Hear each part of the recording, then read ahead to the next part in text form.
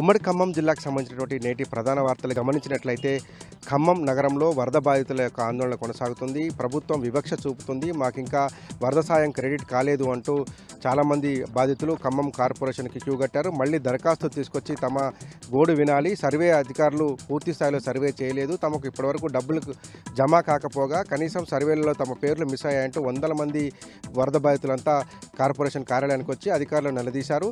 దాంతోపాటు లోపభూయిష్టంగా సర్వే చేశారని కూడా వరద బాధితులు ఆరోపిస్తున్నారు. ప్రభుత్వం ఇంత అమానవీయంగా వ్యవహరిస్తుందంటూ వరద బాధితులు వాపోతున్నారు.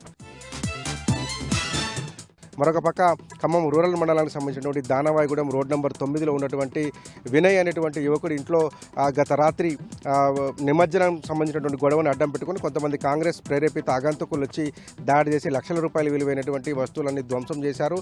తనను బెదిరించారనేటువంటి ఆరోపిస్తూ ఆ కుర్రాడు ఖమ్మం అర్బన్ పోలీస్ స్టేషన్లో ఫిర్యాదు నమోదు చేశాడు. కానీ పోలీసులు తన మీదనే కేసు పెట్టారని ఇంట్లో దాదాపు 2 లక్షల విలువైనటువంటి టీవీ, ఫ్రిడ్జ్, ఏసీతో పాటు మొత్తం ఫర్నిచర్ని ధ్వంసం చేశారని కూడా దానవాయిగూడెం చెందినటువంటి వినయ్ తన బాధను వ్యక్తం చేస్తున్నాడు. బీఆర్ఎస్ నాయకులు వచ్చి అతన్ని పరామర్శించిపోయారు. కాంగ్రెస్ ప్రేరేపిత కొంతమంది రౌడీ షీటర్లు ఇక్కడ అరాచకం సృష్టిస్తున్నారని కూడా దానవాయిగూడెంకి చెందినటువంటి వినయ్ ఆరోపిస్తున్నటువంటి పరిస్థితి ఉంది.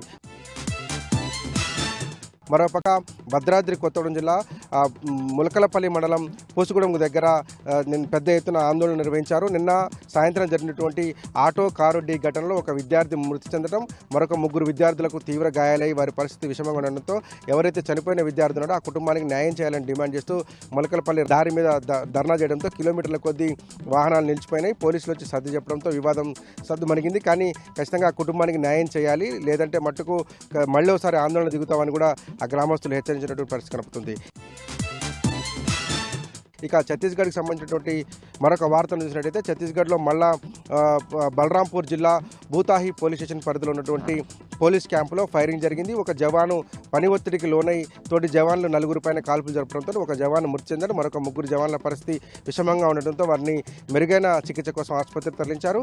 రాజేష్ అగర్వాల్ ఎవరైతే ఎస్పీ ఉన్నారో ఆయన సంఘటనా స్థలానికి చేరుకుని ఘటనను ధృవీకరించడంతో పాటు తరచూ పోలీస్ బేస్ క్యాంపులలో జరుగుతున్నటువంటి పోలీసు ఫైరింగ్ల మీద పూర్తిస్థాయి విచారణ జరిపేటువంటి పనిలో నిమగ్నమై ఉన్నారు.